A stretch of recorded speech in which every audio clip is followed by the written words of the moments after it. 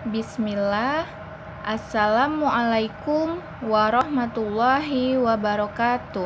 Bagaimana kabarnya hari ini anak-anak ustazah? Ustazah doakan semuanya selalu dalam lindungan Allah Subhanahu wa taala. Amin. Nah, pekan ini kita masuk pada tema 2, subtema 1. Sudah disiapkan bukunya, Nak? Tema 2, subtema 1. Oke, pekan ini kita masuk pada subtema 1, yaitu mengenai udara bersih di sekolahku. Nah, kemarin kita sudah belajar mengenai hak dan kewajiban. Hak dan kewajiban di mana saja kemarin? Ada di rumah, kemudian di sekolah, dan terakhir di lingkungan masyarakat. Nah, jadi apa itu hak dan kewajiban? Hak adalah sesuatu yang harus didapatkan oleh setiap orang, sedangkan kewajiban adalah sesuatu yang harus dilakukan dengan penuh tanggung jawab. Jadi apa contohnya hak? Apa contohnya hak Ananda di rumah? Yaitu Ananda berhak mendapatkan kasih sayang dari orang tua. Kalau contohnya kewajiban Ananda di sekolah, apa kewajiban Ananda di sekolah? Yaitu Ananda wajib menuntut ilmu. Jadi bisa ya dibedakan apa itu hak dan kewajiban. Nah, sekarang kita lanjut mengenai kalimat tanya. Apa itu kalimat tanya? Kalimat tanya adalah kalimat yang berisi pertanyaan untuk mendapatkan jawaban dari orang lain maupun diri sendiri. Nah, bagaimana cara kita bertanya? Bagaimana cara kita membuat kalimat tanya? Jadi, jika kita ingin membuat kalimat tanya, kita harus menggunakan kata tanya. Apa saja kata tanya itu? Yaitu ada apa, kemudian di mana, kapan, siapa, mengapa, dan bagaimana. Jadi ini adalah kata tanya yang bisa kita gunakan untuk membuat kalimat tanya. Ustazah contohkan satu ya, Nak. Misalnya kita menggunakan siapa. Jadi kalimat tanyanya adalah siapa yang berkewajiban membersihkan kelas? Nah, itu adalah kalimat tanya. Siapa yang berkewajiban membersihkan kelas? Oke, paham ya, Nak ya? Sekarang kita lanjut.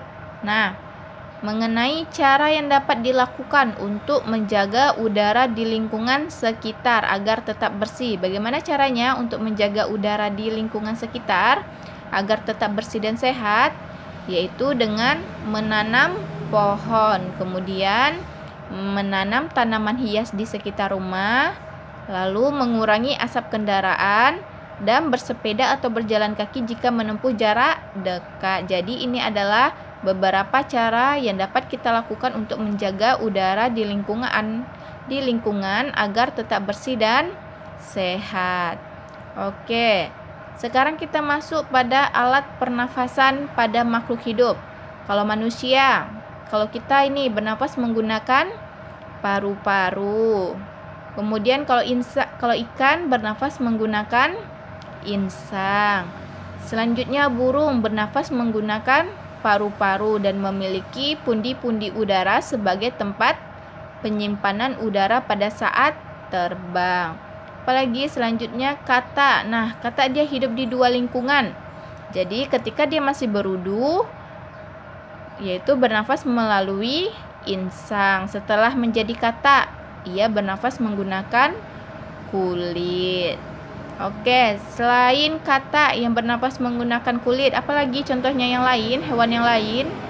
Yaitu cacing. Jadi hewan yang bernafas melalui permukaan kulit lainnya yaitu seperti cacing. Oke, kita lanjutkan ya. Yaitu mengenai jenis-jenis usaha perekonomian di Indonesia. Nah, ada usaha di bidang agraris, yaitu usaha mengolah tanah untuk menanamkan tumbuhan. Jadi pertanian itu contohnya ya, pertanian sayuran, pertanian buah-buahan, dan lain-lain. Kemudian ada usaha bidang industri, yaitu